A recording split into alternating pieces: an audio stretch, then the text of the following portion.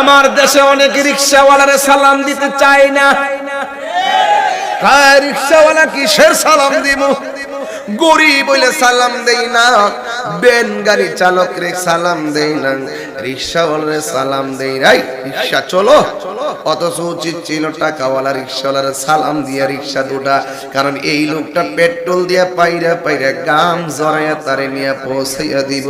অথচ তুমি তারে সালাম দেওয়া দরকার ছিল, তুমি তারে রিকশাওয়ালা বলে সালাম দিলা না, মনে করছো তোমারে সালাম দিব।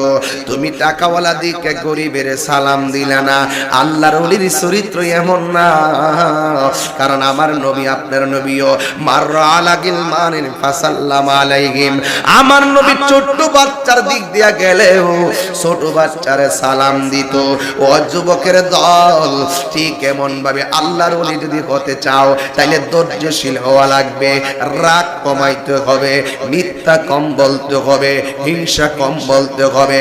কারণ রাগ মানুষের ঈমানকে ধ্বংস করে দেয়, হিংসা মানুষের নেক আমলকে ধ্বংস করে দেয়, মিথ্যা কথা আপনার হায়াতকে কমায়া দেয়।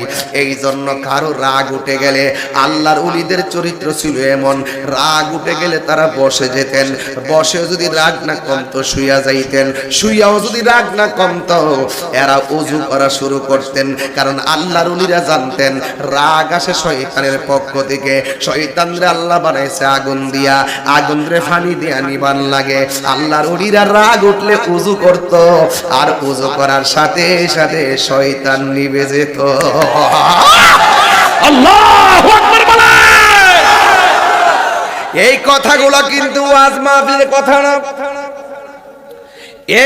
এই কথাগুলো বলি আল্লাহর দরবারে গেলে আপনারা এমন রাস্তা দেখাইয়া দিব, সারা দিন আপনি নামাজ পড়া, রোজা কইরা, হজ কইরা, যাকাত দিয়া কয়দিন আপনি দৌড়বেন, কয়দিন আপনি গাইবেন।